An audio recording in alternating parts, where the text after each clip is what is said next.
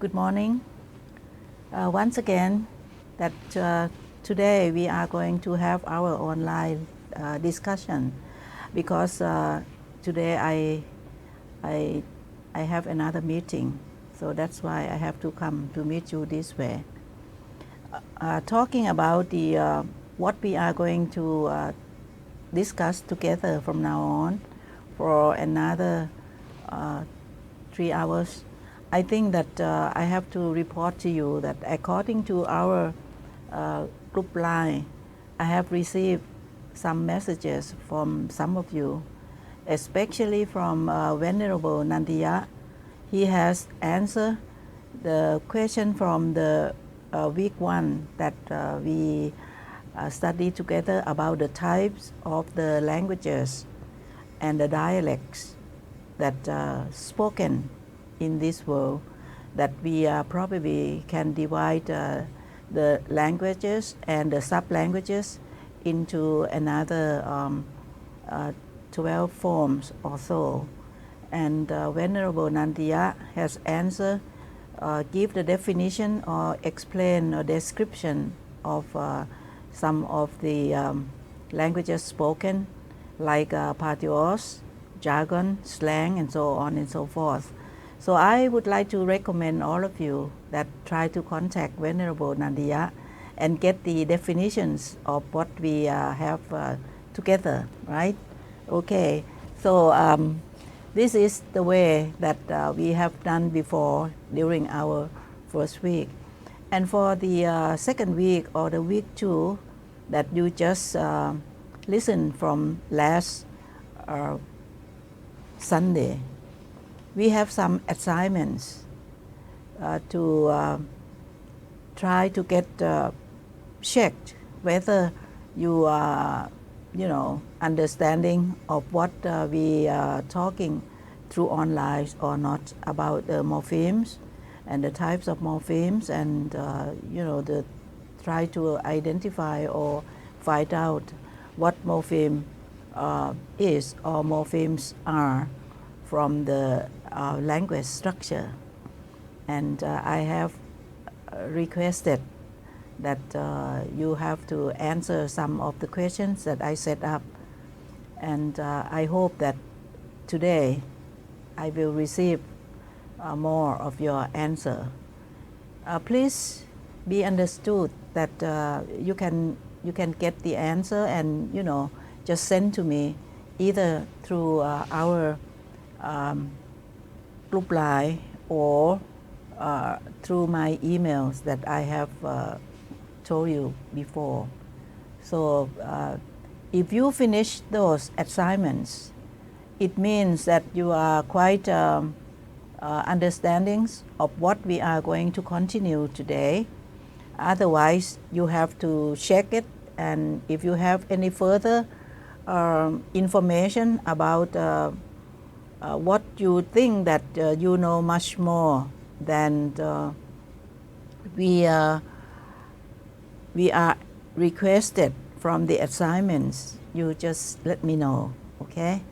And if you are not so clear of what the assignments should be, or if you are not so clear of what the answers of or the report or the writing on the assignments should be, you can, please don't hesitate, to contact me either through my email or my line.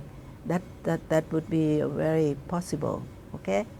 So today we think that we are going to continue, and it should be our week 3, right? The discussion that we are going to make together would be related to still, morphological analysis. But before we keep on talking about that, I think that we have to try to go over a little bit of the last 2 weeks that we have mentioned together. And unfortunately, I hope that by next week I can see your face and we can contact, through the speaking. on this online. If the situation in Bangkok is still okay, we can contact personally. But if the situation is just like today, I think that we have to continue for another week or so to contacting through online like this, because if you come from Bangkok, you have to be 14 days quarantine here. If I go to meet you in Bangkok, when I come back to Pitsanulok, I have to be under the 14-day quarantine as well. So that is not quite convenient for us to contact, no matter what way it should be, right? So before we keep on talking about morphological analysis, I would like to remind you a little bit of what we have done before for the last 2 weeks. So let's go over the review of what we have discussed before. I think that there are some topics that we have studied together. When we talk about morpheme, when we talk about morphology, when we talk about morphological analysis, what does it mean? So we have discussed about the definitions, right, of what the morphemes are, or what is the meaning of morphology, and what is the meaning of the keywords that related to morphology, right? According to morphology, you still remember that?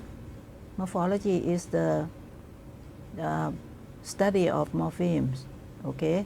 So still we don't understand about the morphemes. So we just keep on saying that what is a morpheme?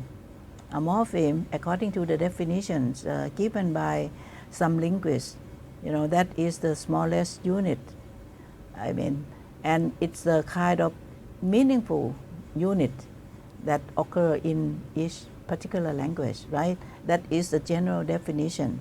And you can find some more terms or technical terms from the definitions given by different linguists, okay? So that is what we have done together before. I hope that you still remember that, okay? And then further on, we just talk about the types of the morphemes, how many kinds of morpheme are there in languages in general. Among the more than 6,500 languages spoken in the world, and how many types of the languages, symbols used in symbolize the spoken form. That's what we call the written form. Okay, we have talking about that. And then we just talking about the usage of morphemes in the language. in the language. So where is the morpheme in the language? Why it is important to study about morphemes? Why it is important to work with morphology? So we have talking about that. And when we talk about the types and the usage of morphemes, and then we just try to describe them, right? What kind of forms, what kind of meanings, and what kind of function that morphemes do in one particular language, and in languages in general. That's what we have discussed together, and I hope that you still remember that, before we keep on going, right? So from now on, when we talk about the definition and the types and the description about morphemes and morphology and morphological analysis, and so on and so forth, about the terms that are related to morphology. So the question for today is that what about the morpheme, or what about the morphology that we are going to study? So what to study in this week that we are going to make clarification together. You know, when you study about morphemes, or when you do work on morphology, usually it's going to end up with the 4 kinds of answers. The first one, that when we study morphology, we just try to study about the identification. Identification means the finding. So identify means to find. So identification is the noun form of identify. It means that we are going to find out where the morphemes are, you know, how many morphemes are there, and where should we find the morphemes. And then we just talking about the identification of morphemes, right? When you study morphology, you know, you are going to study about the classification of morphemes. It means that you are going to classify. Classify means you group into, you know, layers or the levels of what we are going to do. For example, this is just applied to any kind of study. When you are going to study anything, any subject, you know, the first thing is that you have to find out what that thing is, right? And then if there are many, you have to classify them. You have to put them in, you know, layers. And what should come first? What is the first group, or what is the first class of this? This is the same in morphology. When we study about the morphemes, when we know that what the morphemes are, and then we are going to put those morphemes into classes. We make classification to morphology. Okay? And when you do with morphology, when you study about morphemes, what are you going to do with those, or with the study? Okay, you are going to categorize. Categorize means put in different groups. After you get this class, or this class, class A, can be grouped with class B. So this is category of this one. You mean that you are going to put together. For example, last time we said that, okay, there are 2 kinds, two big types of morpheme, bound and free. Okay, when you find this form, you said that, okay, this is bound, this is bound, this is bound, this is bound, and all of these are under the bound class. And then you see another group of the bounds, and then you categorize, you know, that, okay, all the bounds, all the bound morphemes can be 1, 2, 3, 4, 5, you know, you categorize.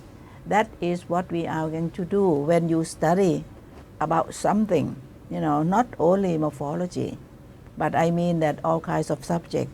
So this way of the study you can apply to any course that you are going to study here, you know, not just only morphology.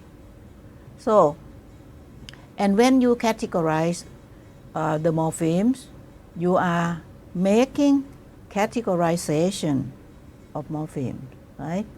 And what else you are going to do if you are going to study about the morphemes that we call morphology? You are going to try to get what we call analysis methodology. You are going to look for the methods. Well, how many methods? How many principles? How many ways are there that we are going to use to analyze, to find out the morpheme, to classify, to categorize the morphemes? So usually the purpose or the meaning of what to study about morphology would end up with these kind of answers. But here we are going to pay concentration on this one first. We are going to try to learn together about the methods or methodology of analysis. So we are going to try to analyze the morphemes. Analyze means, you just try to find out to get the morphemes. So what kind of methods we are going to use to identify? What kind of methods that we are going to use to classify? And what are the methods that we are going to use for categorize? It is not just like you just combine these together, but you have to be systematic. You have to be in order, when you study something. So I'm sure that at home, if you have a big bunch of books at home, you have to identify what kind of books are these, concerned about what. This is linguistics, this is mathematics, this is sociology, so on and so forth. And then you just classify. Okay, social science, this way. It means that you are categorized, right? And this is science. You are going to categorize. How many books on science? Okay, chemistry, physics, biology, so on and so forth. If you just classify, it means that you put all the books that concern with biology, right? But if you are going to put biology together with chemistry, physics, mathematics, we said that you are categorizing the books. So the morpheme is just the same. So this is the way that we are going to work on the study of morphemes together. So this is what we are going to do. So here, from now on, we are going to pay attention to the methodology first, and then we are going to end up with the answer. Okay, how many morphemes are there? How many classes are there? And how many categorized or category are there? Okay, this is what we are going to work together. Okay. Another way that I would like to remind you that when we talk about the morphology, when we talk about morphological analysis, one term that comes into the study, what is that? Word. Okay, word is the starting point that you can use to identify morphemes. Word is the beginning of what you are going to work, or what you are going to start, or what you are going to study when you would like to do with morphemes. The word has to come in between all the time. For example, by definition, you see that one of the definitions that we know, right, about morphology. What is morphology? Morphology is the grammar of words. You see, grammar means you put something in order. You put something in systematics. You have the rules to control of what you are going to do. For example, the grammar of English language, the grammar of my life. You see that you have the special rules to lead your life.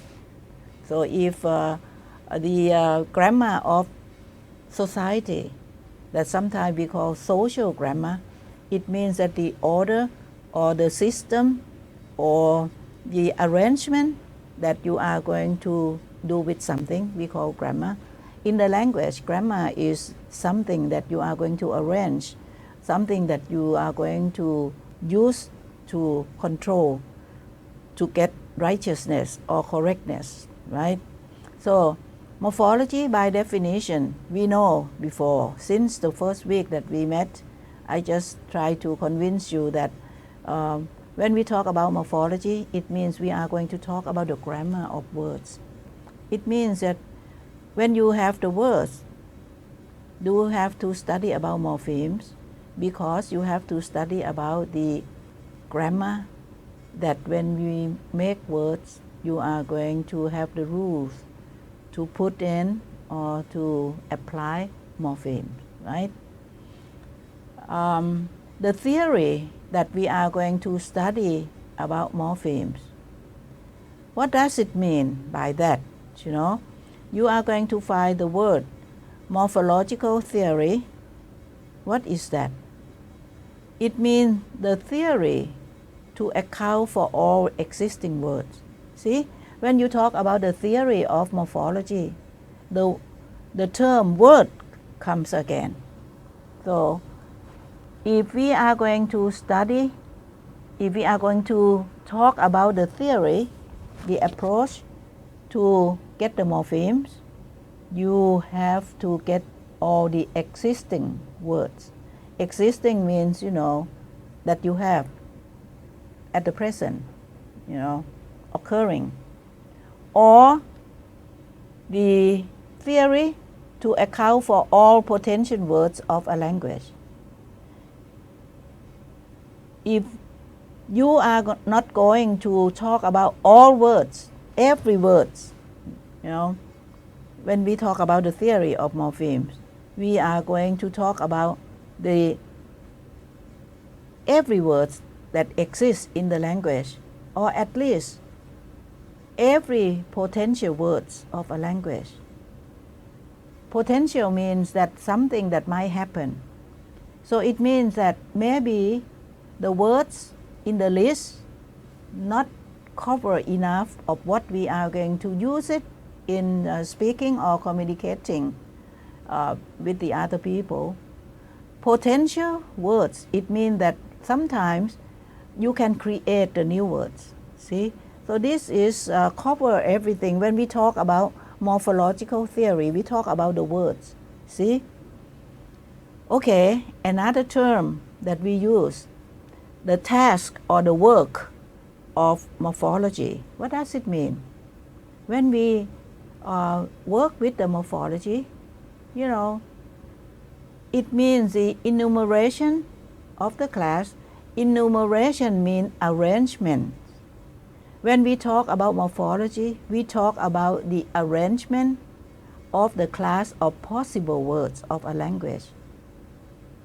This definition is given by Aronoff, one of the linguists, that he has written the book on morphology in 1976, you know, that is maybe the year before you were born, okay?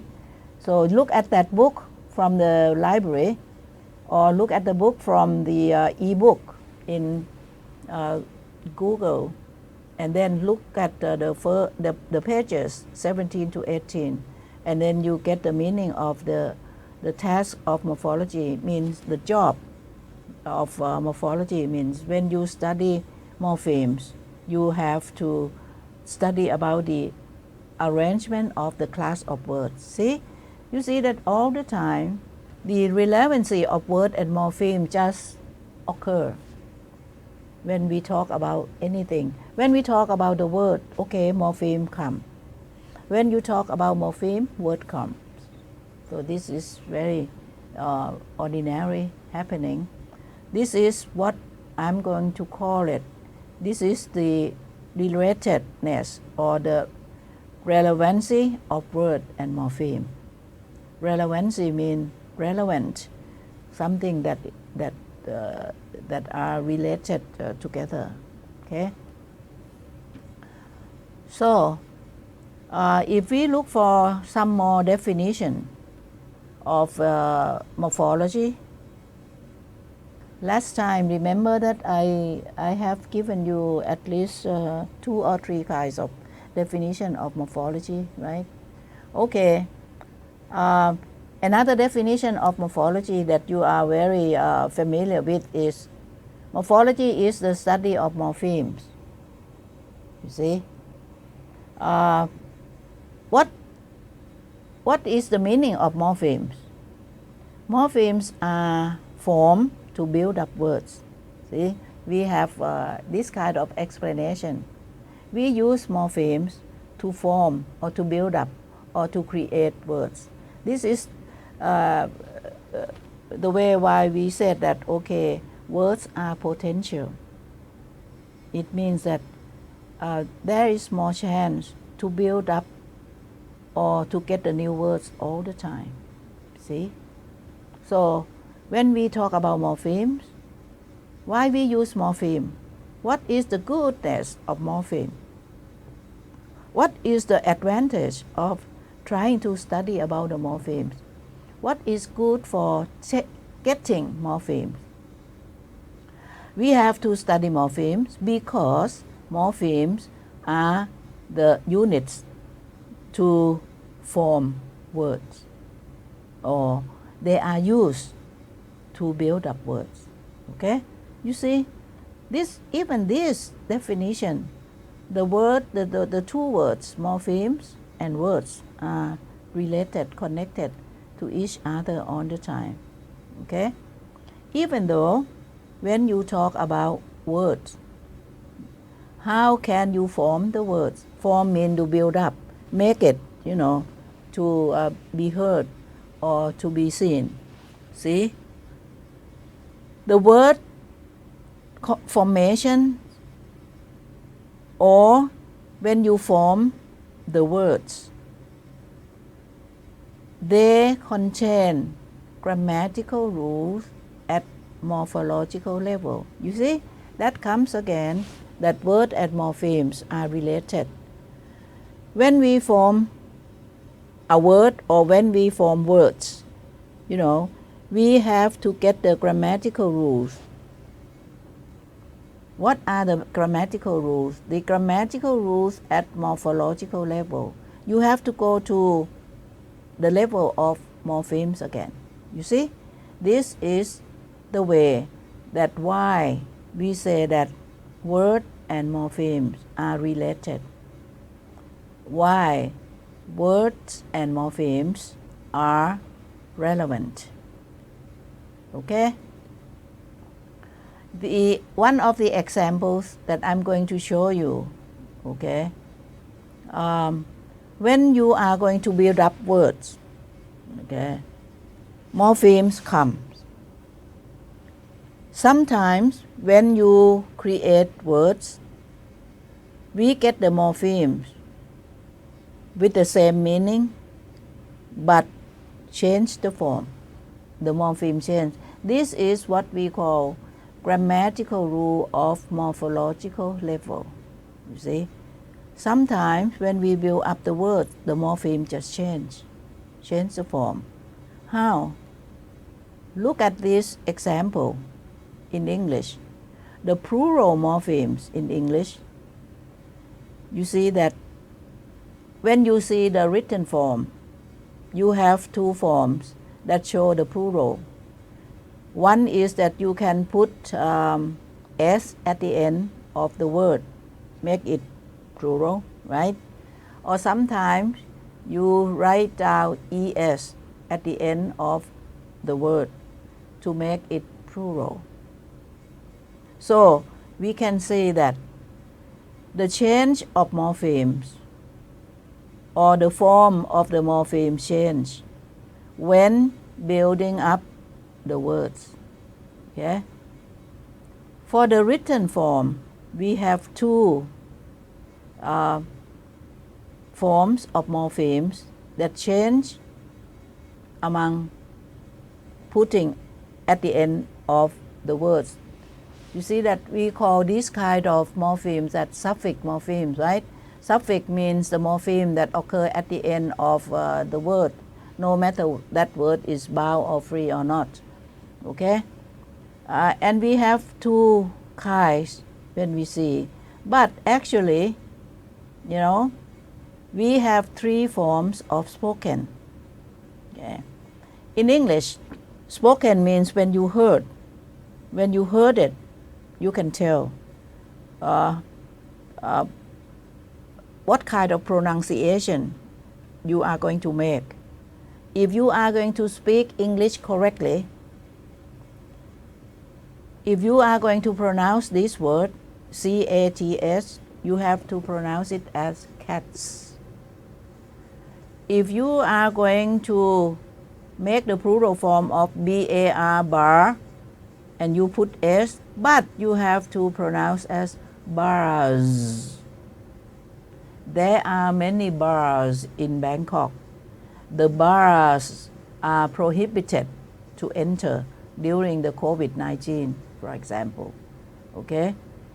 You have the word house, and you put S in here, you know, and the pronunciation of this word, we are not going to pronounce as house if you are going to make the plural form. How? How are you going to pronounce? Try it.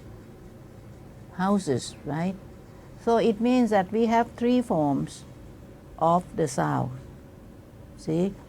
We call these three sounds the sound S, the sound Z, and the sound Uz. They have meaning. Why? Because they are the pluralizer. They make the words become plural. You see many. This is different from Thai. In Thai language, we never change the form of the words. Since you have the word, you know, you have to write that way, you have pronounced that way. For the word house in Thai, ban, right? And if you have more than one house, you never say bans, you know, or banses, you know, but you just say ban. But you have something else to modify, หลายบ้าน บ้านหลายหลัง something like that. So that is the difference among languages that you have to be careful when you try to explain about those, okay? But in here, in English, at least from this one, from these three words, you have three forms of the spoken one. Now, another term comes when you study morphemes or when you do morphology. The word lexeme comes, okay? We are going to talk about this later on. So the three sounds or the three forms of morphemes, this we call lexeme of sound forms. Can you guess what does it mean when we talk about lexeme? Otherwise, okay, take a look at another example, okay? In English, we have negative prefix. You know, suffix we put at the end. Prefix we put in the front of the morpheme, right? If you get the negative prefix morpheme in English, one prefix that I'm going to show you, in, in, it means not, right? Or no. We have two forms of written not in English. One is in and another is im. Mean the same, but different form. See? In the English, we have two forms of written negative prefix morpheme, but we have three forms of spoken. Take a look at this example. How do you pronounce this? If you have the English word efficient, if it is not efficient, how would you say? Inefficient, right? In, okay? Possible. If you want to build up the word to make it negative, not possible, what would you say? impossible. Okay? If you have the word complete in English, and if you would like to build up the word not complete, what would you say? You just say incomplete. So this is the way that we have three forms of spoken. See, one is in, one is im, one is ing. Okay, what is the grammatical rule of at this morphological level? Every time that we have the word that you would like to make negative, put in. But when you have the word that start with bilabial sound, you see, then the story of the phonology comes when you are going to study morpheme. You see, it means that all the structure, all of the components of language structure are related to each other all the time. Okay? This is what I'm going to try to tell you, that here we talk about the word level. Okay, word concerned with morphology, right? And lexeme comes in between when you study morphemes. And now we have phonology, the study of the sounds comes in between. Because why? In languages, we have, two kinds of language. One is spoken, another is written. Okay? We have mentioned that before. Why we have to pronounce as impossible? You see, because the word that you are going to, before you put the prefix, begins with the bilabial sound. Every time you have the bilabial sound, you just use im instead of in, but mean the same thing. How about this one? Complete, k. That is the back sound, right? This is the jugular sound, or the further back in your mouth. If the word, I'm talking about the pronunciation, right? I'm not going to talk about the writing form. You see that this one you have to pronounce as complete. Okay? And if you just make the negative form of complete, you just write in, but it is pronounced as ing if you want to make correct English. So this is inefficient, impossible, incomplete, if you would like to speak like a native speaker. See? But most of the time when we study English, we just take a look at the writing form, and the written one, and you just read that. So most of the students who study English would pronounce this one as incomplete. That is not very correct English, okay? If you want to be correct, you have to do that way. Now, there are three terms that we are going to talk together at the same time. Morpheme, word, lexeme. Okay? What does it mean by this term? Okay, there is one definition, or there is one explanation about the language structure. Okay, it says when morphological grammar exists, then it affects to get word or lexeme. See? So it means that word concerned with morphological rules, lexeme concerned with morphological grammar or morphological rules. Okay? By definition, what does it mean by lexeme? if you find the meaning in Thai, very easy one. Lexeme means vocabulary, ศัพท์ or กลุ่มศัพท์ right? In English, one of the definition of lexeme is a single dictionary word. Dictionary means the group of words, right, that you put together as the usually dictionary would put together according to the alphabet.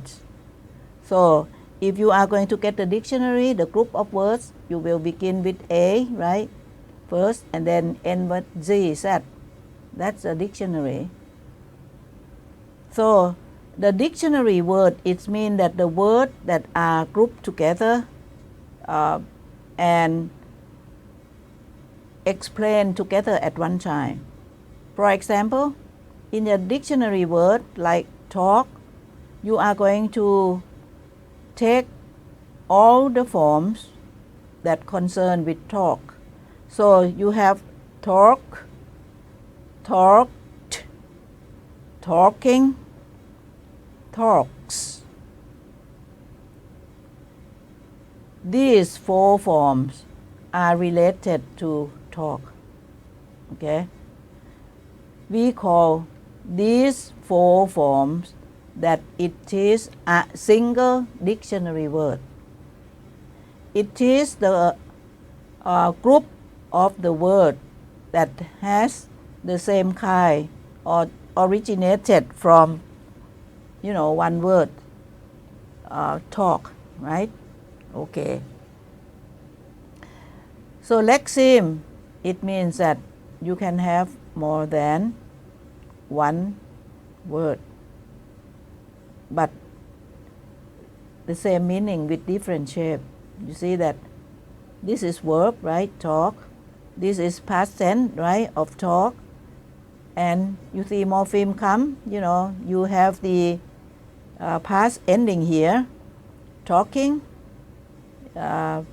acting, talk, right? You put ing at the end, this suffix, make it like when you are talking, when the action is doing at that time, you just put ing. So this would be acting morphemes. Talks, you put s. This is, it means that, okay, when you use with the third form of pronouns or the third form of the singular subject, you just say, he talks, the boy talks, something like that. But all of this would be called a single dictionary word. This is a lexeme. Okay? What does it mean by lexeme? Another definition is grammatical category of the morphemes. Grammatical category of the morphemes. So this is the lexeme. If you have something grammatical or the grammar, and you put into classes, you put into group, we call lexeme. So if we have the morphemes category and they have the rule to control those, we call lexeme. Okay? This is the same. So this would be lexeme, a lexeme. And another definition of lexeme, one of the linguists say that a lexeme is the fundamental unit of lexicon. What does it mean by lexicon? Lexicon means vocabulary or word stock. Stock means, put together, the more than one that we call. Okay, this is the unit of the words, units of the vocabulary. So you have many forms, right? And then you put together under the rules, and we call lexeme. See? This is happen in the language. Another definition, but not always, it means like this. It can be individual word, one word, okay, or it can be a group of words that we call a single dictionary word. Yeah. And lexeme may have a number of inflectional variants. Variants mean change. Inflectional mean you put in or you add in, like a prefix, suffix, infix, circumfix that we have studied before, right? That one. Okay. It can be one word or can be the group of words you call lexeme. If that word just has only one form in the language, nothing else, you say that it is a lexeme, one group, sometimes. For example, you have the proper noun in the language, like, okay, Kanchana, there is only one word and nothing else. We don't have Kanchanas, Kanchanad, Kanchanazs, we don't have those. We have only one word. This can be called lexeme. You see, this is one lexeme. And if you have something like acting, action, acts, act, acted, something like this, all kinds of those forms you can call a lexeme. So this is what we define lexeme is. Why do we have to talk about this? Because in some lexeme, in some certain lexeme, we might have some kind of changing the forms of morphemes. So when you study morphemes variants, if you are going to talk about morpheme change of forms, we talk about lexeme as well. See, this is why lexeme comes to the study. This is the reason why word come to the study. It means that, okay, in reciprocal, in reverse, you can study morphemes from word or from lexeme. Or reciprocal, you can take the lexeme, you can take the words to study about morphemes. You can create lexeme, you can categorize lexemes, you can build up words from morpheme. Okay, so this is why they are putting together and they just try to work together all the time. You cannot go away from these three technical terms. See, even that lexeme, morphemes, and words are connected to each other long time ago in ancient Greek. That we call the definition that you study from Greek language. I'm not talking about the present Greek language, right? Because it changed, like in English. When you talk about the history of English, we have to go back to Latin or Greek, ancient Greek. Long time ago, when we talk about lexeme, this term, this word comes from Greek language, right? It means word or speech. See, the thing that you write down or the thing that you speak up, we call lexeme. Okay. The example, just to clarify, just to make you understand more of this. For example, in English we have one word, love, right? That is the verb in English. Okay. How many forms are there in this lexeme? This is the question. How many forms are there in love lexeme? You see, in English it happened. Love, I love you.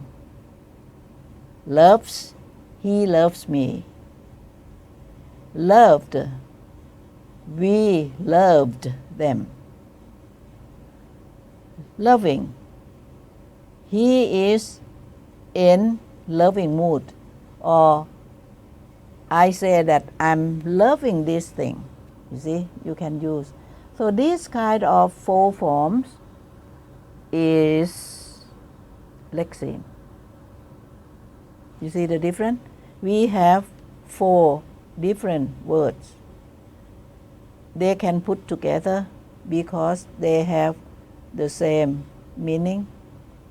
No matter you say that love, loves, loved, or loving, it means love anyway. Okay? But in this form, love, we don't have anything at the end. It means that this is 0 morpheme, right? This loves, we have the at the end. Loved, we have the at the end as suffix. Loving, we have ing at the end. But it means love anyway, okay? But used in different form. These forms are called one lexeme, okay? So we can explain that single lexeme can have different forms. What is the difference between lexeme and word? As I have mentioned before, one lexeme may contain one word. For example, proper noun. Kanchana has only one word in the dictionary. So Kanchana is a lexeme. Love, loves, loved, and loving are also one lexeme, but contain 4 words and contain 4 different morphemes. Yeah, actually 5. This is one morpheme. This is one morpheme. This is one morpheme. This is one morpheme, and 0, no shape, is also morpheme. So 0 morpheme means the morphemes that has grammatical rules but has no form. Okay, this one. So you have to understand the complexity of the language structure this way. Okay, so this is the difference between between word and lexeme. Okay, so single lexeme can have different forms. It means the same thing. One morpheme can have different forms. Okay. One morpheme, for example, like I have mentioned before, plural morpheme has at least 2 different forms in written and 3 different forms in speaking, right? So lexeme and morpheme can function in the language in the same way. Okay, so this is the point that I'm going to discuss with you about this. Is there any question that you would like to ask? Write it down and send it to me so that I can take a look and answer you right away, okay? Now, then we come to a very important question. How do you study morphemes? Or in short, how to study morphemes? What are you going to do if you are going to study morphemes? Or what are you going to do if you are going to do morphology? Okay? What does it mean by that? When we talk about study, it means that we have to get some approaches or some theory or some methods. Okay. The question to study morpheme concerned with the theory or approach. Okay, what is the difference between the theory and approach? Can you tell me? What does it mean by those 2 terms, 2 words? Okay, let me tell you. When you talk about the theory, it means the answer which is very true, and it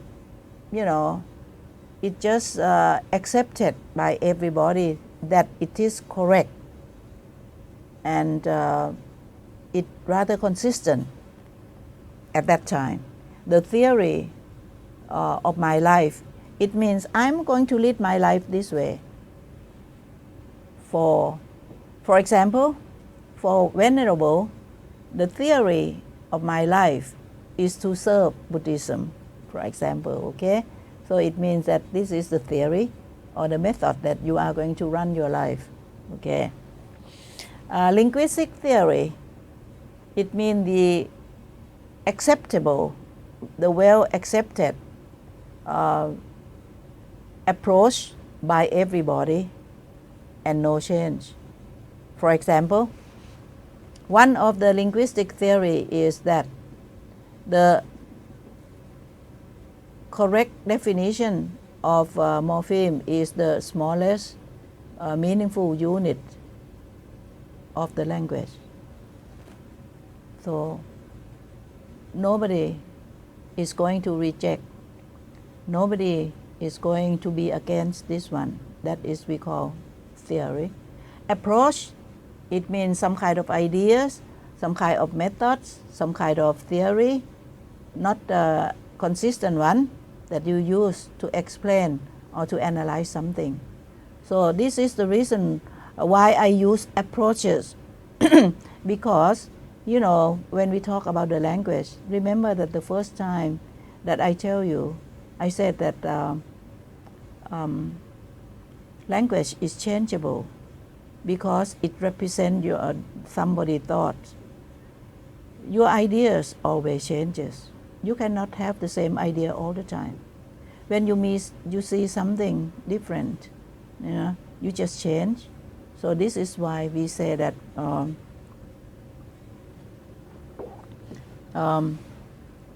language or idea always changes, okay? This is the reason why I use the word approaches. See? Now, how many approaches or how many principles that we use to study morphemes or we use to morphology? Okay? Here, we have to understand first that what is morphology? Okay? Morphology is one branch of linguistics, right? How many branches of linguistics that we are going to study? Okay, theoretical linguistics, I mean talking about the structure of the language. Psycholinguistics, ethnolinguistics, sociolinguistics, applied linguistics, computational linguistics, so on and so forth. For the structure of the language that we call theoretical linguistics, you know, the branches of language structure this way, that we are going to have phonology, right? We have morphology, we have syntax, we have semantic, at least. So this is the way that we study. And if you are going to study linguistics, you have to apply scientific method when you study. So it means that linguistics is science. Linguistics is not assumption. So it means that when you have scientific method, you know, first of all, you have to gather data. You must have the evidence. You just not say that this is what and what is this, you know, you cannot say that, but you have to get the back up with data. So first, if you are going to use scientific method into the study, you have to make data gathering. And if you gather or you collect data, what are you going to do with those? You know, you have to analyze them. So you have to get the data as many as possible, right? And then you use that one to be analyzed. In scientific method, okay, gather first, analyze next, and then describe next, and then present next. This is the method to study if you want to make it scientific one. Okay, so this is the 4 steps of scientific method when you study anything.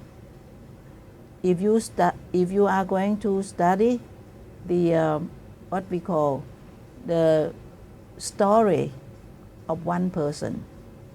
For example, if you are going to study about my life, first of all, you have to get the data about me.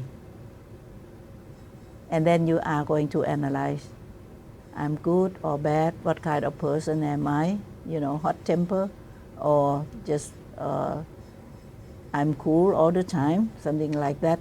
I'm kind or not, or I'm cruel, I'm pessimistic, or I'm positive thinking, I'm optimistic, I have a lot of knowledge, or I don't know anything. This is the way that you analyze. If you are going to analyze me, right? So you can analyze yourself. What kind of person you are? What did you do yesterday? And what is not good that you have done? And what is the idea that you have in mind? Is it good or evil? Something like that.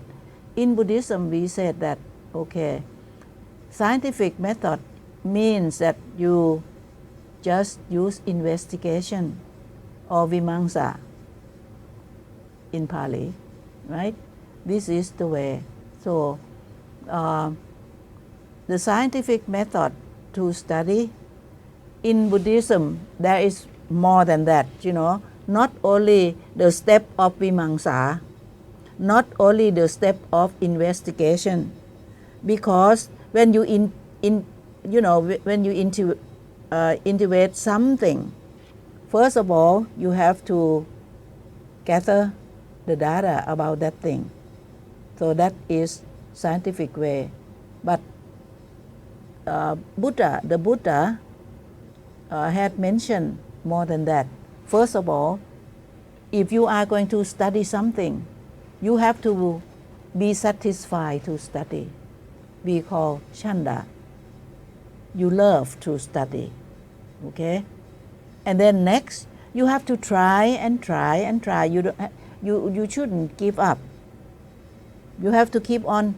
You be patient in trying to study something. And that is the scientific method.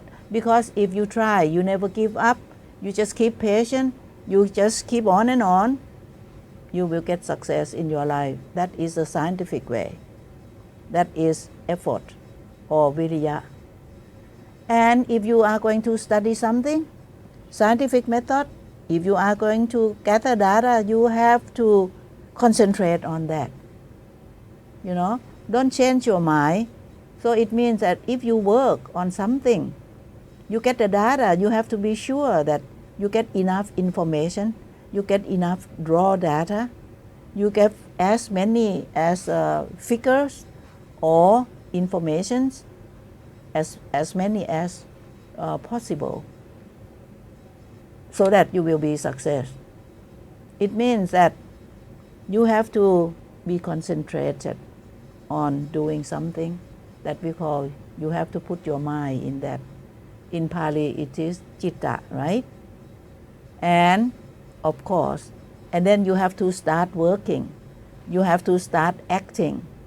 It means you have to investigate of what you are going to study.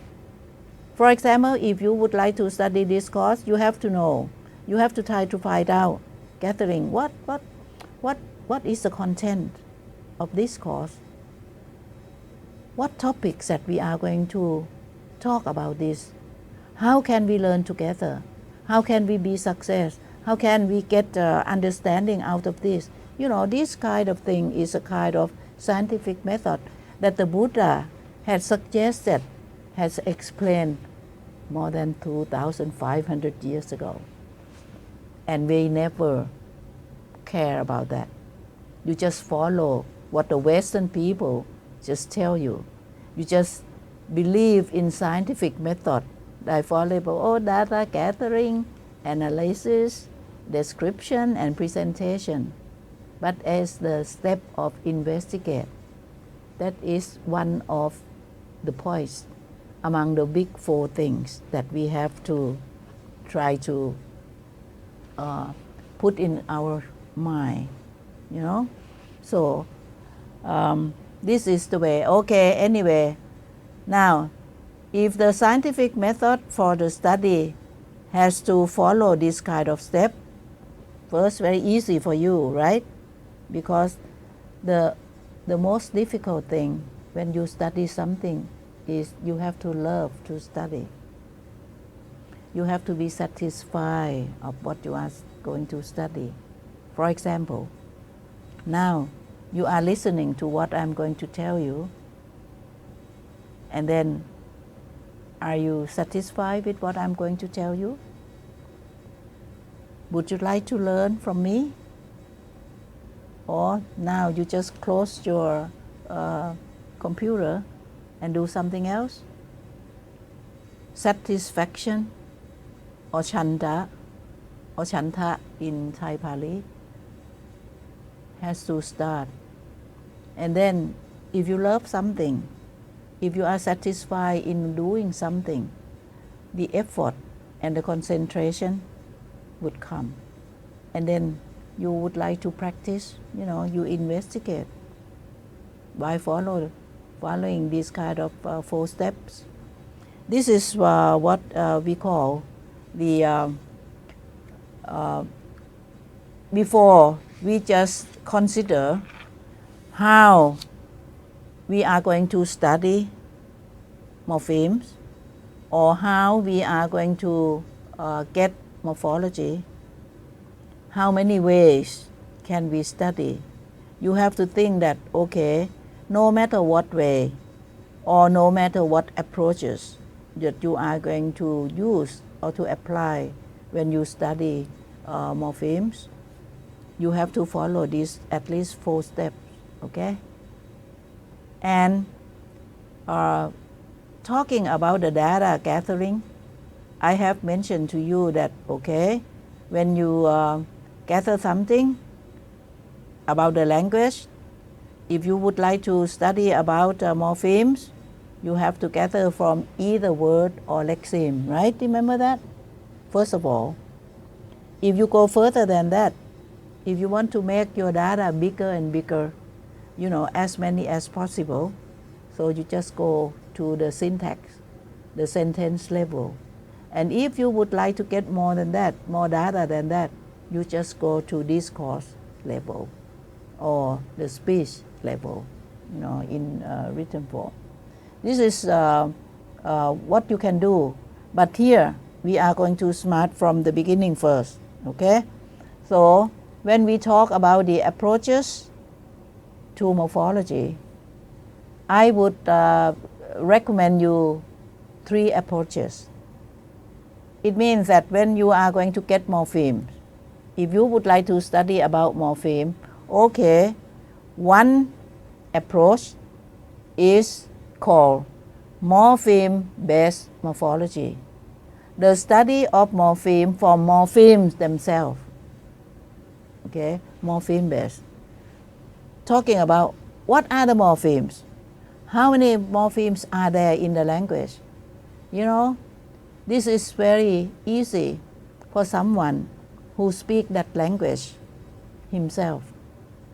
For example, Venerable, what is your native language? Okay, Burmese or Sinhalese or Hindi or Laos or Cambodian, and for the rest, you are Thai. So what is your native language? Of course, Thai. And you can check the morphemes easier, Otherwise, you have to go over the first step of scientific method, gathering data, go and ask, go and read, go and find out the number of morphemes in your language. The best way is that you go to the dictionary, and try to get the morphemes out of that. What are the morphemes? And the morpheme based, it means that the study about morphemes by looking for morphemes themselves. Okay, this is one approach, one way, one theory. Another theory, another approach is the lexeme based morphology approach. It means that you study about morpheme by taking lexeme as the main information or the main data. Okay. The first approach, you take the morpheme data. The second one, you take the lexeme data. And the third approach is the word-based morphology. The word-based morphology, it means that the study of morphemes by looking at the word, using the word as the base. The first one is getting the morpheme as the base. The second one is taking the lexeme as the base. What does it mean by that? What does it mean by morpheme-based morphology? It means an approach or theory in which it is assumed that word formation rules may operate over morphemes. You can read more details from Hall's book written in 1973. You can read from Siegel's book written in 1974. And you can read from Kiparsky, written his book in 1982, that they explain about morpheme-based morphology in that more than the other way. So what does it mean? A theory in which it means the approach. Why they call theory? Because three of them just agree to each other that the way that they said that the word formation rules, the rules to use in forming the word may operate, work over morphemes by getting morphemes. This is the belief, through the experiments of those three linguists, that it is the belief, the theory is this the belief that if you are going to make the words in any language, you have to use the morphemes. Okay, this is one of the definition.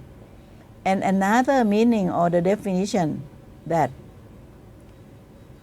it is assumed, it is believed that new words are formed by applying a word formation rule, by using the rule to a single already existing word.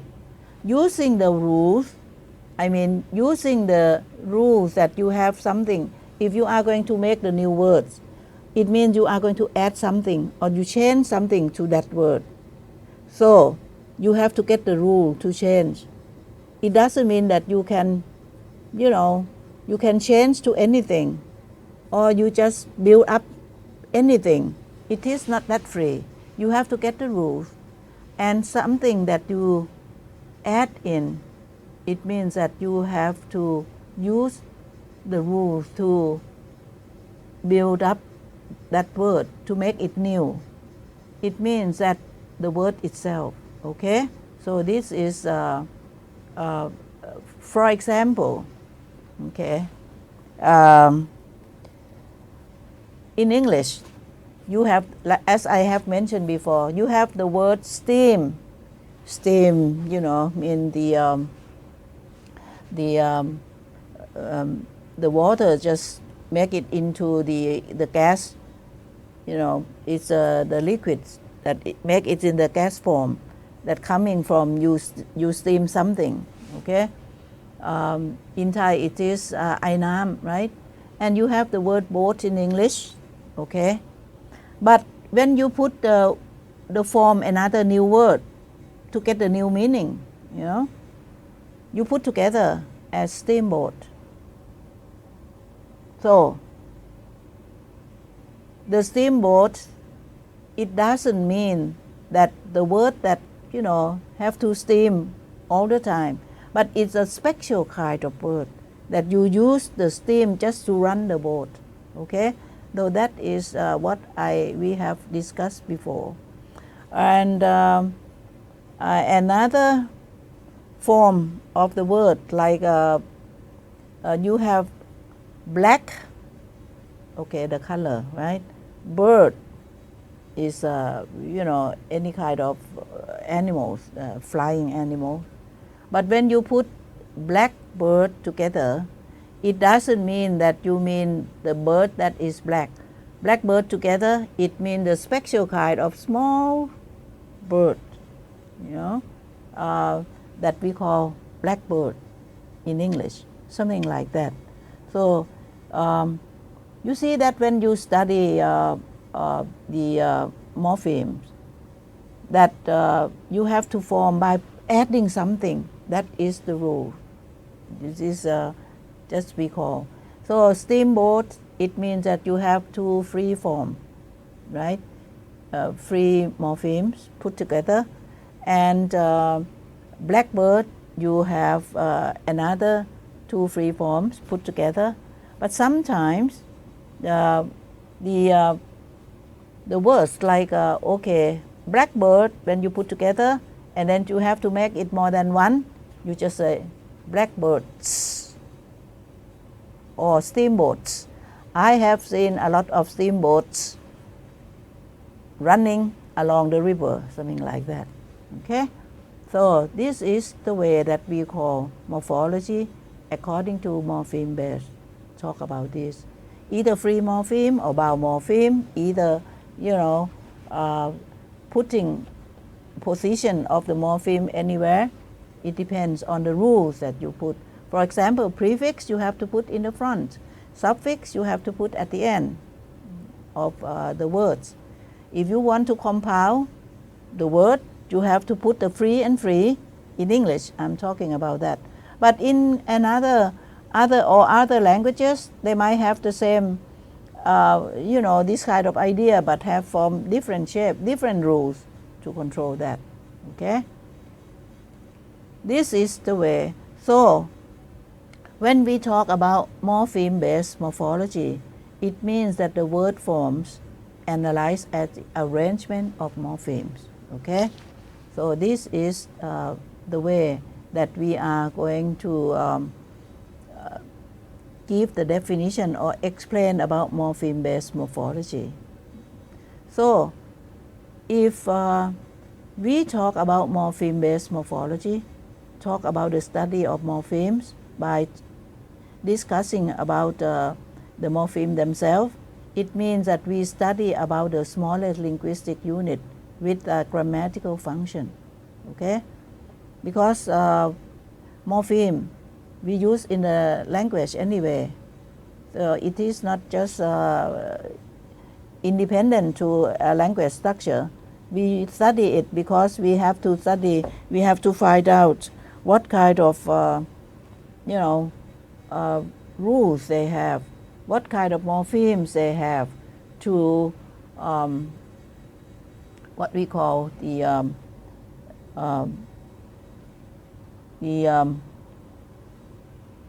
the structure would be perfect, okay? Is it clear? Is that clear that when we talk about the morpheme-based morphology? Is that okay for you? Okay? So I would like to give you the exercise to practice, okay? If we are going to study about morphemes by using morpheme-based morphology approach, talking about morpheme itself. So you have to find out what are the morphemes in the language. Okay, this is the way. Okay. Before we know that in all languages of this world, we have two kinds of morphemes. In general, I'm not going to talk about the specific language, okay? In general, in all languages in this world, there are two big types of morphemes. So this is what we call, when we talk about morpheme-based morphology. So you have to look for what are the free morphemes, what are the bound morphemes in the language. So it means that you have to know, you have to understand, you have to be clarified on the grammatical rules in that language. Otherwise, it's very difficult to get the morphemes. So it means at least you have to understand the units meaning, of that. Okay, let's try on this. You see that if you are asked to list the morphemes in each word below here, and if you are asked to state, to say, or to tell whether each morpheme is free or bound, okay, you just write down the symbol F for free and B for bound. I'm sorry here that, okay,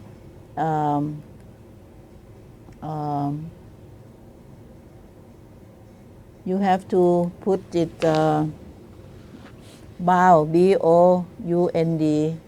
here, okay? So this is what we are going to talk about this one. So try to list the morpheme that I'm going to ask you from these 10 words here. How many morphemes are there in each word? And what is it called, free or bound? Okay, in English. For example, this one, what is it? Creating. I will give you the example, of the first one. Creating.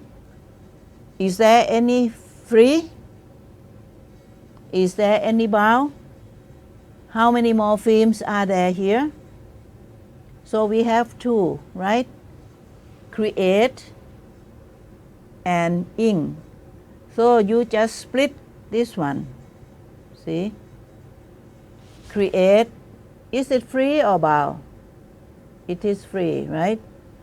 And ing. Is it free or bound? Bound means cannot occur by itself. They have to be attached, or it has to be fixed with something else that we call affix.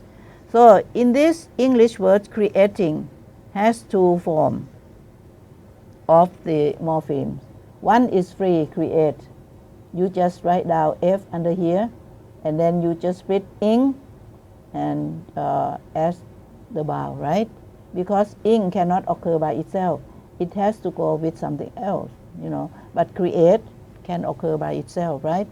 Okay, now try to work on another 9 words here as your exercise. After this at home, you think about this, or you want to do it now and send it to me. Can you do that? I can give you 10 minutes to work on that. Do you want to, or you prefer to make it as your homework? Okay, let's try. You can sit down and discuss together for 10 minutes and work, and then just email to me right away. What do you think? Okay, that here under creating, I have 2 morphemes, create and ing. How about the other ones? How about C word? What does it mean? You have to know the meaning of the word, okay? Wastage, poetic, modernized, unhealthy, wetter, reconsider, keys, incompletion. So these are the 10 words, okay? We have done on the first one. I stop here for 10 minutes and let you make it, okay? So, and then we come back